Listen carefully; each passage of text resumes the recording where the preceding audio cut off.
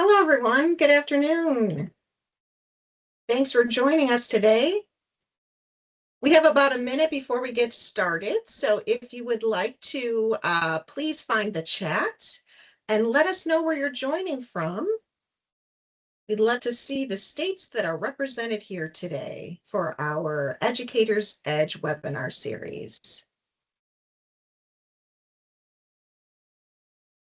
All right, we got James from Las Vegas, Central California, New Jersey, another Vegas.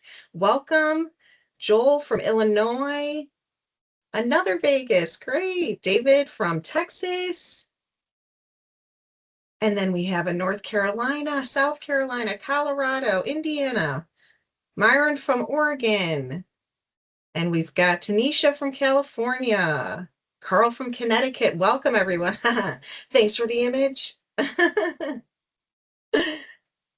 Got some Georgia representation. Welcome. Ooh, you tricked me. I saw Paris and I was like, what, France? Then I see Tennessee. Thanks for joining us today. Few Florida, more California, North Alabama. Thanks so much for joining. Western Colorado. I love to see so many states represented here. Lots of Vegas. Awesome. You're making me want to go. Texas.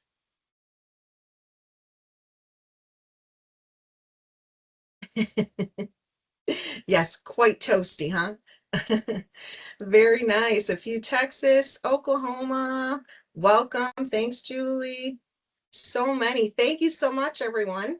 If you're just joining us these last few seconds, please feel free to enter your location in the chat. I always love to see where we have people joining us from across the country and sometimes beyond. So if you haven't already, go ahead and make sure you at least know where the chat is, as we will be using that in our session today. So thanks again for joining us for the Educator's Edge. Today, our focus is on quite a powerful but often misunderstood instructional approach. And that's called explicit instruction, not to be confused with direct instruction. Effective explicit instruction is much more than simply telling students what to do. It's a purposeful framework for helping students move from confusion to clarity and from dependence to independence. So throughout this session, we'll explore a blueprint for explicit instruction that includes setting a clear purpose, modeling expert thinking, guiding practice, providing feedback, and helping students demonstrate mastery. As always, we'll connect today's learning to John Hattie's visible learning research and explore what effective explicit instruction looks like in practice. So most importantly, I want you to think about an upcoming lesson throughout our time together today, because you'll have an opportunity to apply these ideas directly to your own classroom. So unless you're teaching summer school, your brains may be turned off for the lessons that you know you're about to prepare in just a month or even less. But I like to always make sure that we can apply our learning today. So if you want to start thinking about a lesson that maybe you can tap into for this session, we will get to that a little bit later in our slides. So to get us started, let's begin with a question. This one you can enter in the chat. So when students are learning something brand new, who is doing most of the work? Is it the teacher, the curriculum, the students? Go ahead and enter your response in the chat. Let's see if we've got a lot of similar responses. All right, I see lots of teacher. Yep, lots of teacher. And who is doing most of the work? I like to sometimes I'm convinced that some people listening to this in their car may not have their screens, and so I like to kind of read all the options too. So who is doing most of the work when students encounter something new? Yeah, lots of teacher. Teacher and curriculum to support the teacher. Very good. I see a student over here. All right, very good. So many of us were trained to believe that if students are busy, learning is happening, but research suggests something different. And it sounds like you already knew that. I do remember in my own educational teaching and how to teach, there was so much focus on the students got to be working together, and they're the ones that are basically going to do the teaching. And so um, I think that that's a difference and maybe a misconception, but the most effective teachers don't leave learning to chance. They intentionally guide students toward mastery through clear instruction, modeling, practice, and feedback. So today we're going to unpack a powerful roadmap for doing exactly that. I'm just going to try to snooze these notifications. Okay, great. So as always, today's experience is designed to be interactive, and so far you're doing a great job, and I appreciate it, even though we may be on summer break. So we'll use polls and chat discussions, as you can tell, some reflection opportunities, and we'll do a design challenge towards the end. And so the more we engage in the chat and share our ideas and expertise, the more valuable this session becomes, as always. So thanks for always making it so great. We really do appreciate that. So notice that today's outcomes focus on application. While we do want to make sure we understand what explicit instruction is and be sure that we can define it, we also want to be able to identify key components of effective explicit instruction. Our goal isn't just to understand it, but also for you to be able to apply it and implement it either immediately in your summer school or for that fall session coming up quicker than we think. All right, so here I will do a quick poll. Let me just open that real quickly if I find it. Okay, so we're going to check some assumptions.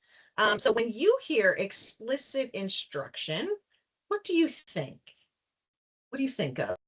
So I went ahead and launched this poll. You should be able to see this pop up on your screen. And if you don't, please feel free to put your response in the chat. We want to hear from everyone. So again, that question was, when you hear explicit instruction, what do you think of? Is it direct teaching, lecture, modeling, step-by-step support? What comes to mind? Go ahead and choose your selection and submit, and we'll see where we're at. Oh, all right. So we've got about 27% direct teaching, okay, about 3% lecture, 6% modeling, and 67% step-by-step support. Awesome. Very good. We'll see if as more people submit, if those values change. All right, so we're at about 22% direct teaching, 3% lecture, 8% modeling, about 68% step-by-step support. Excellent. I see a lot of people were not thinking that explicit and direct were synonymous. There are many people, though, out there that may misunderstand the instructional strategy here. So we want to make sure that we make this as clear as possible. Thanks for your submissions there.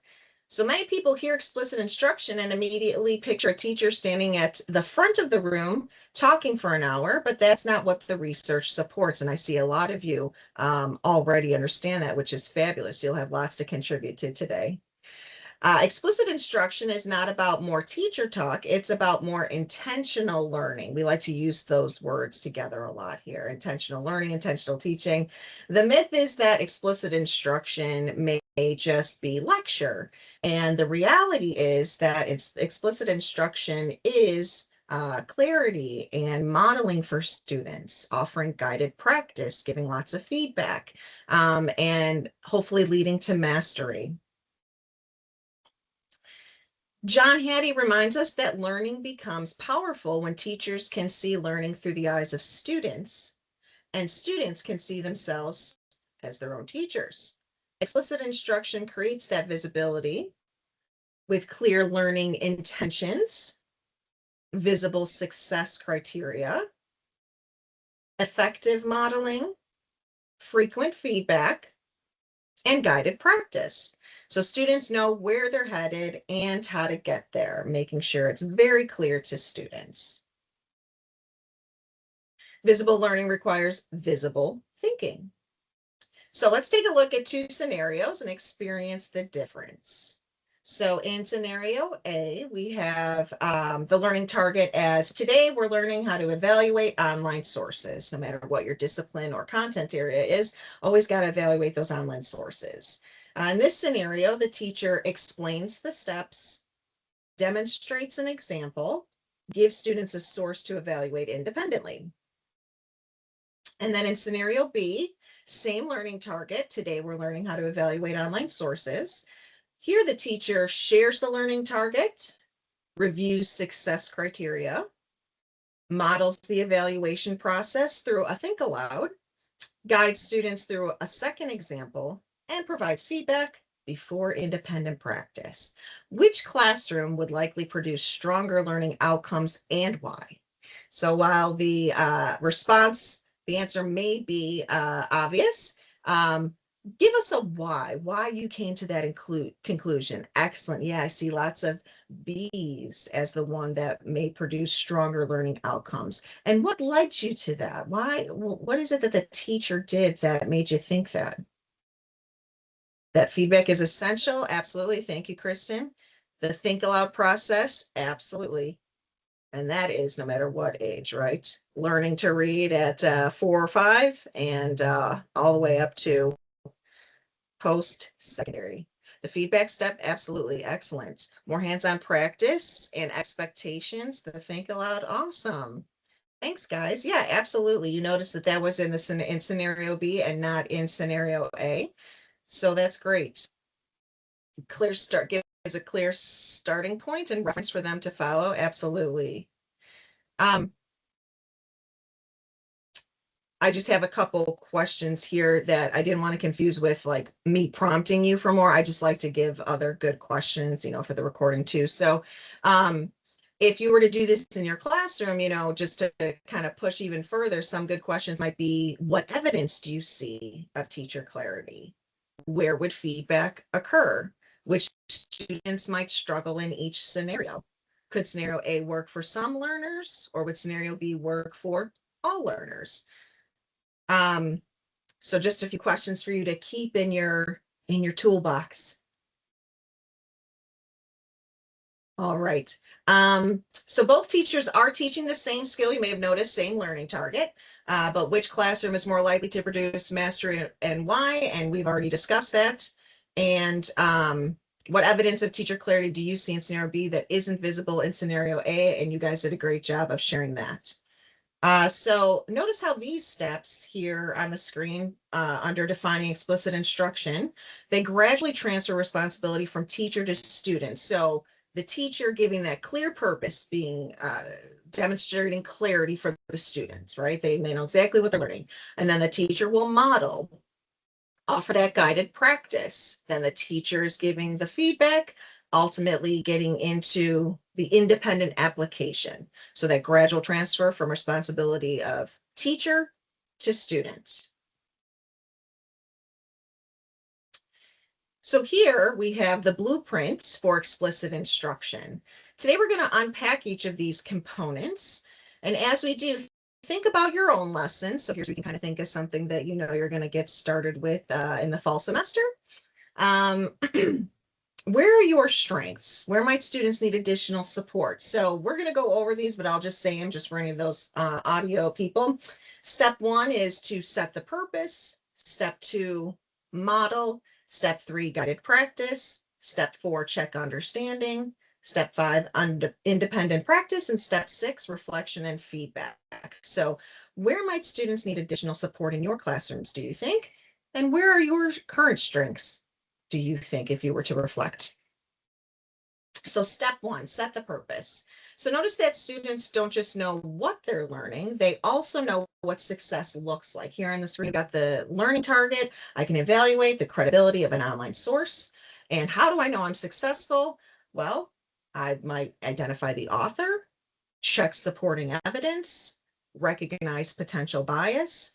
And a few questions that I have here that are, similar to things that you can use in many different examples. Students should be able to answer questions such as, what am I learning? Why does it matter? How will I know if I'm successful? So consider those when you're trying to think of those success criteria when we dig into your lesson.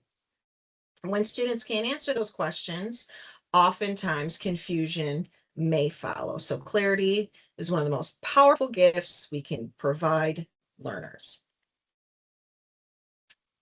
So let's practice this. We're going to upgrade the learning target here. So this is kind of switching gears from that online source, the credibility of one. So this original learning target is learn how to use industry tools safely. This applies to many CTE classrooms.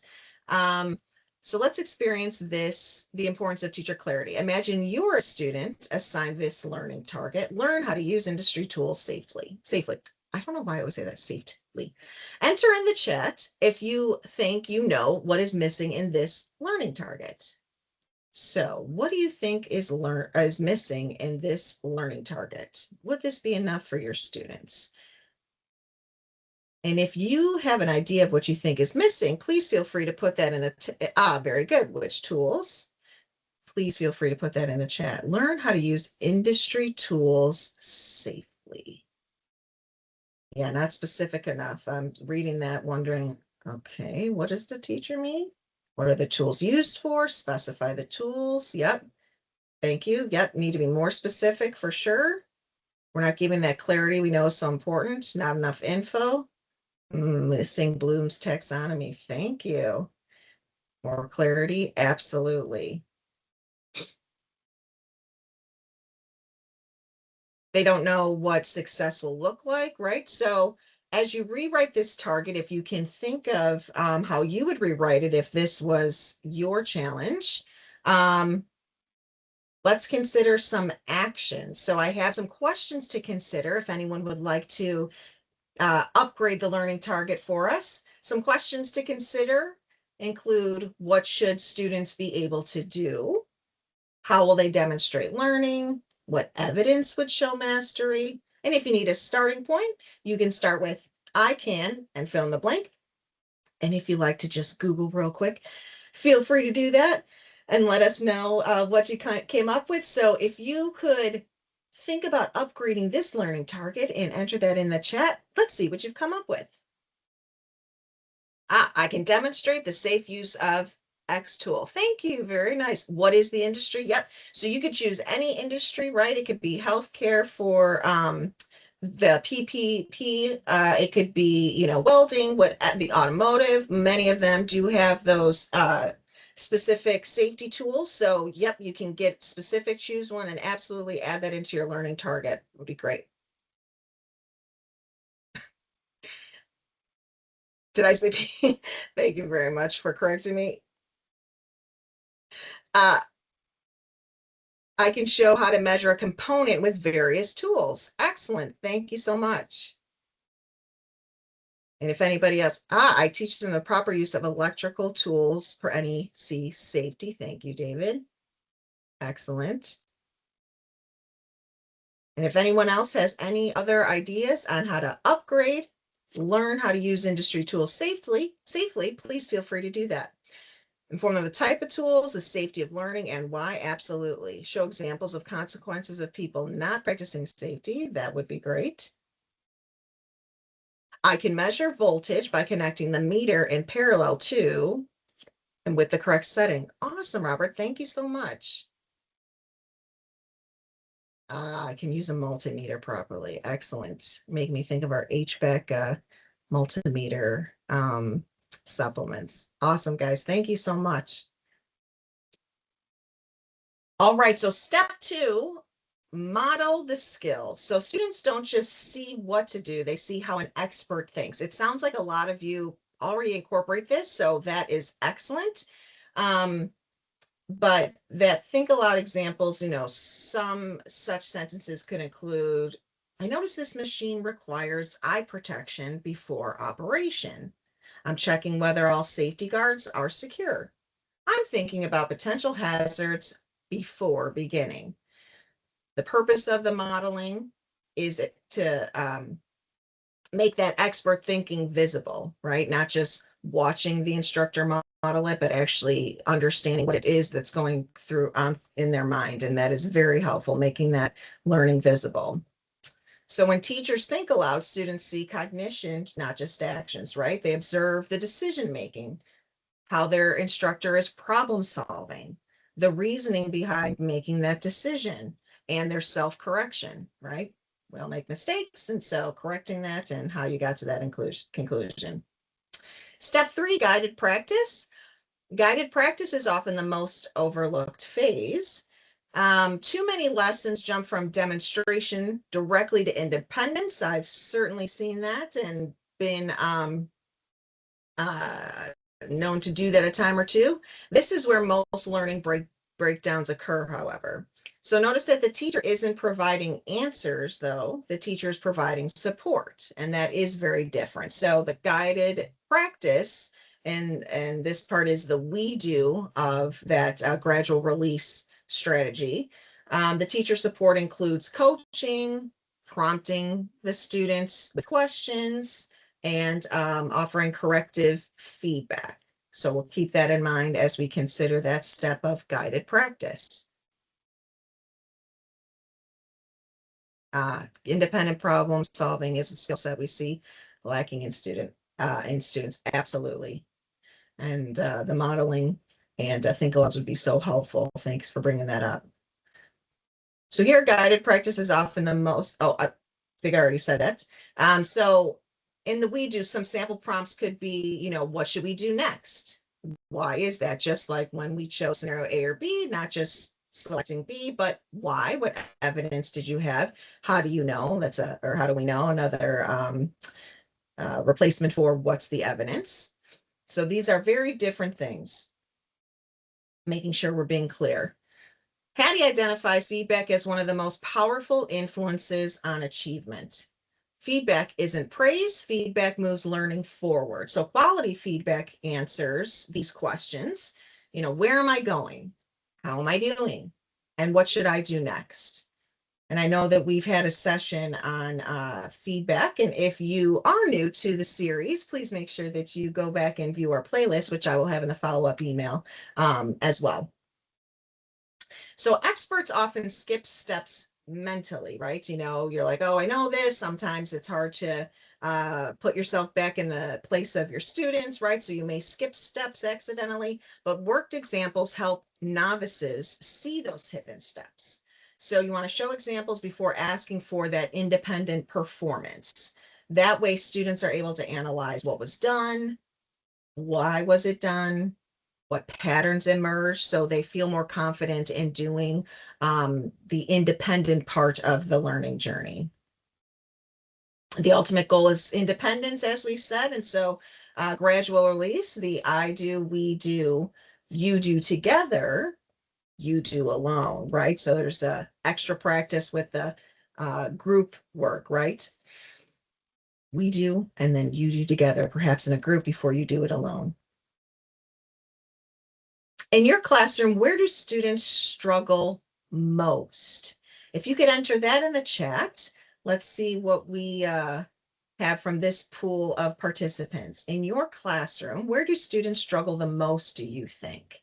Is it modeling, having difficult time understanding what's being done, guided practice, or that independent practice? Yep, lots of independent practice. Yes, that is sad, Tim, isn't it? Critical thinking seems to be getting more and more rare. Yes. Independent practice. Yep, I'm seeing a lot of that. If this were a poll, it's looking like it'd be about 90% independent practice. Independent learning because of lack of focus. Yes, I can definitely attest to that with my own children. Very nice. And what might be causing these challenges? If you would like to share that as well. What might, since we see that the majority, excuse me, is independent practice, what do you think might be causing that? Fear of being wrong. Yeah, absolutely. Lack of confidence. Right. Lack of motivation to practice. Yep. And so I wonder what might help those students build that confidence.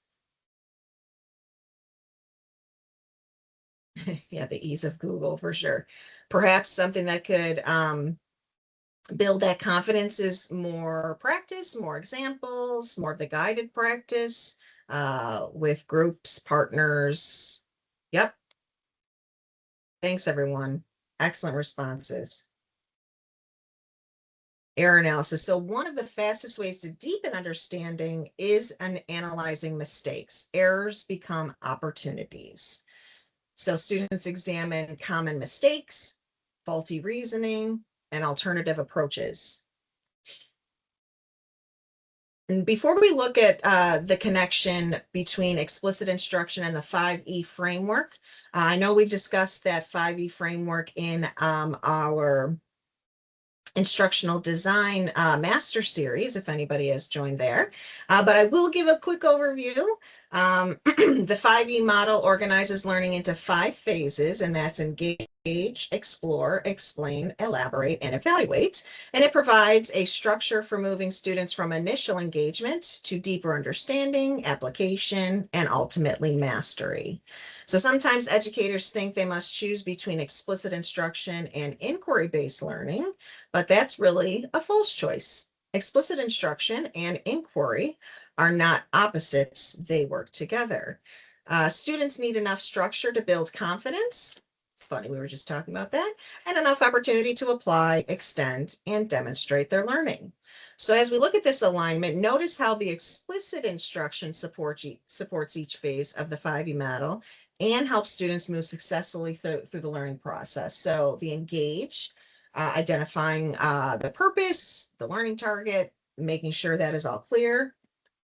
Explore, uh, giving that opportunity to activate prior knowledge by exploring certain examples. Explain, that's where the modeling comes in from the teacher. Elaborate, that's the guided practice. And then evaluate, getting to that independent application and how much more you've learned and how much more confident you feel about it at the end of the learning process.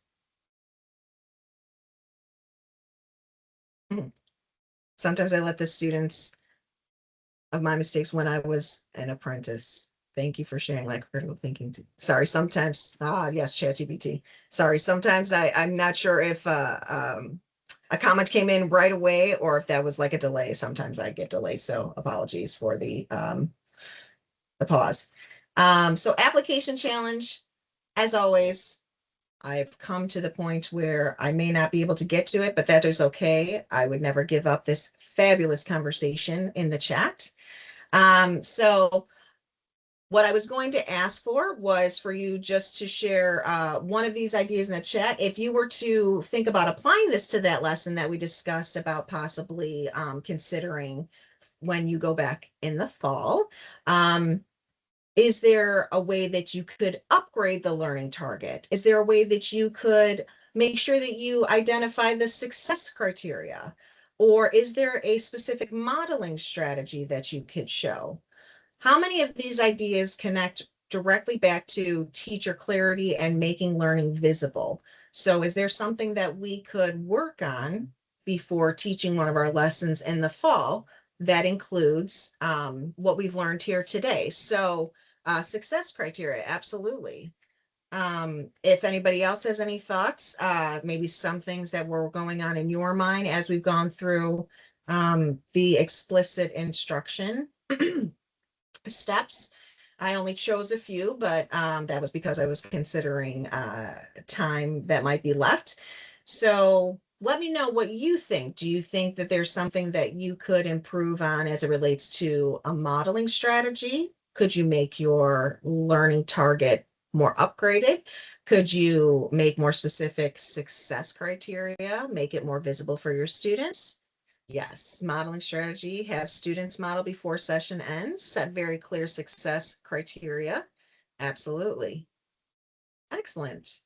Have more advanced students choose struggling students. Nice. Choose struggling students to mentor in the class. Yeah, that's great. But modeling strategy is better for visual learners. Absolutely. Probably improve. Thanks for being honest and transparent, everyone. Modeling strategy, awesome. So apologies. I am going to continue with this just for the recording purposes, but I understand that we are getting to the end of our session. So if you need to drop, no worries. I appreciate you sticking with us, but I will continue this just because of the recording.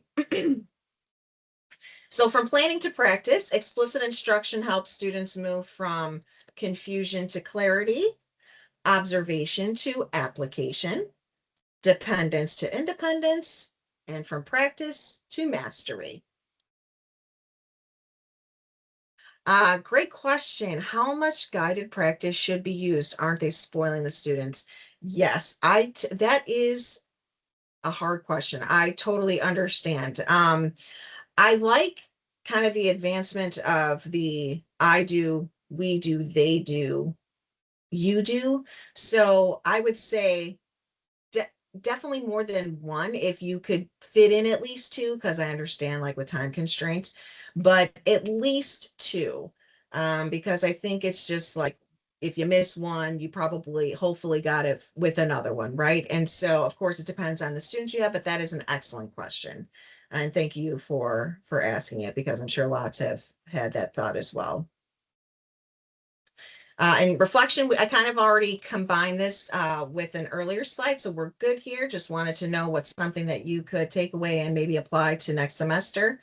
And something else to think about, maybe just always have this at the center of your planning when you're thinking about, your course planning. How will you know students are learning rather than simply completing tasks? So think about those questions like what evidence will show mastery and some of the other ones that we went through today. And then if students don't know where they're going, they struggle to get there, right? So explicit instruction is making that clear what they are supposed to learn, right? It creates confidence. Feedback creates growth and practice creates mastery. So try to keep that in mind as you're doing your planning.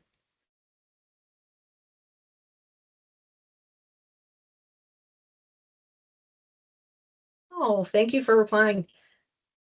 I think you hold their hand until they get to the point they feel comfortable during the lesson. That's great. Thank you. I love when we can all learn from each other. Thanks. Always reply to each other if you have a suggestion.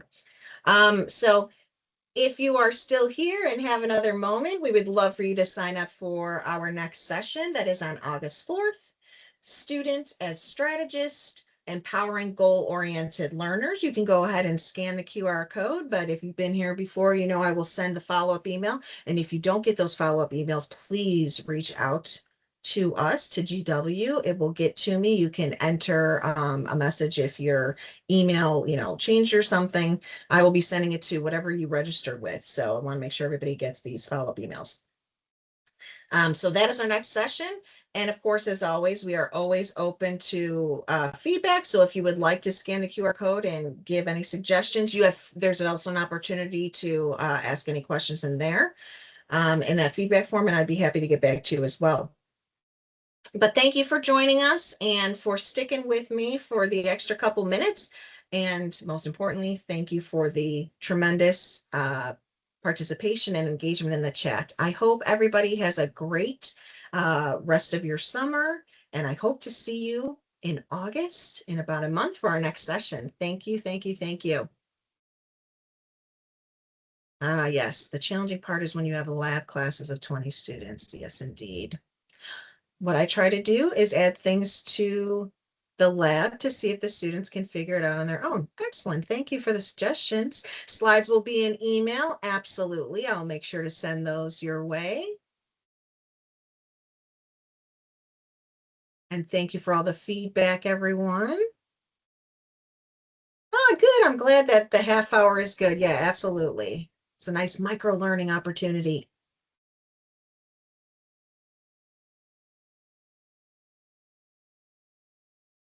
I will definitely send those slides to you, Vicki. Slides to everybody. And certificate if you're new to this, we also give a certificate.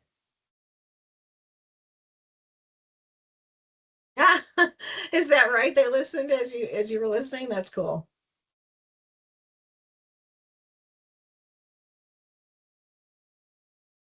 All right. Thank you, everyone. I'll go ahead and end the meeting and have a great rest of your summer. Yes, sir. I will definitely send you that certificate, Anthony.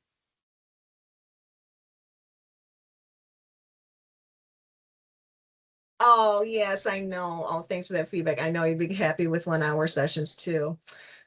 I know. Both are good. All right. Bye-bye.